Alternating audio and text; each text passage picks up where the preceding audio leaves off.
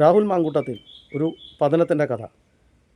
ഏതു മേഖലയിലും ചുരുങ്ങിയ സമയത്തിനുള്ളിൽ ഉന്നതിയിലെത്തുന്ന ഏതൊരു ആളെ സംബന്ധിച്ചും വലിയ ഒരു ടീമിൻ്റെ ക്രിമിനൽ പദ്ധതികളും പ്രവർത്തനങ്ങളുണ്ടെങ്കിൽ മാത്രമേ അയാൾക്ക് ആ ഒരു പദവിയിൽ എത്തിപ്പെടാനായി സാധിക്കുകയുള്ളൂ.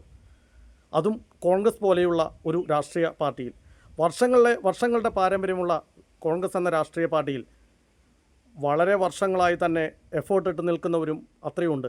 അവരുടെ എല്ലാം മുകളിലൂടെ ചവിട്ടിക്കയറി ഉന്നതങ്ങളിൽ എത്തിയിട്ടുണ്ടെങ്കിൽ അത് കൃത്യമായിട്ടുള്ള ക്രിമിനൽ പദ്ധതികളുടെ ഭാഗം തന്നെയാണെന്ന് ഉറപ്പിച്ച് പറയാനായി സാധിക്കും. അതും ഒരു പ്രശ്നം തന്നെയാണ്. കാരണം ഗ്രൗണ്ടിൽ കൃത്യമായി കളിക്കാതെ, കളി പഠിക്കാതെ ഒരു പദവിയിലെത്തുന്നവൻ കാണിക്കുന്ന വിവരക്കേടുകൾക്ക് ഒരു കയ്യും കണക്കും ഉണ്ടാവില്ല. അതുതന്നെയാണ് രാഹുൽ മാങ്കൂട്ടത്തിനും സംഭവിച്ചത്. ഇവിടെ ഒരു സിനിമാ താരം, രാഷ്ട്രീയ പ്രവർത്തകൻ എന്നുള്ള ഏതൊരു ആളെയും നമ്മൾ റെസ്പെക്റ്റ് ചെയ്യുക തന്നെ വേണം.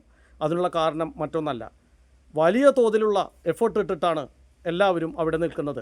പ്രത്യേകിച്ച് പാരമ്പര്യമൊന്നും അവകാശപ്പെടാനില്ലെങ്കിൽ വളരെ അധ്വാനിച്ചാണ് ഈ രണ്ട് മേഖലയിലും ആളുകൾ നിൽക്കുന്നത്. ചിലപ്പോൾ രക്ഷപ്പെടുകയും ചിലപ്പോൾ രക്ഷപ്പെടാതിരിക്കുകയും ചെയ്യാം.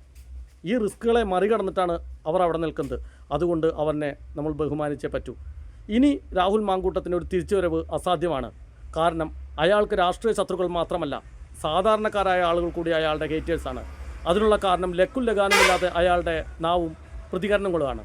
ഇനിയൊരു തിരിച്ചുവരവ് രാഹുലിനുണ്ടാകില്ല.